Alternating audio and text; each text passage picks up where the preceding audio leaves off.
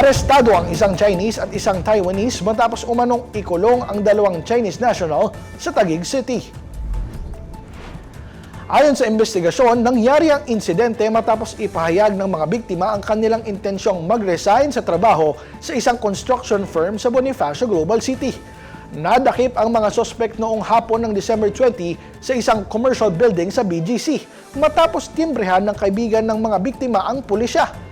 Kinilala ang mga sospek na isang 32 anyos na Chinese at isang 30 anyos na Taiwanese, kapwa opisyal at employer umano ng construction company.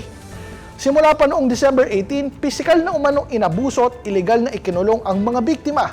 Sa isang kwartong dekandado at rehas sila ikinulong. Napansin din ang mga pasa at galos sa kanilang katawan.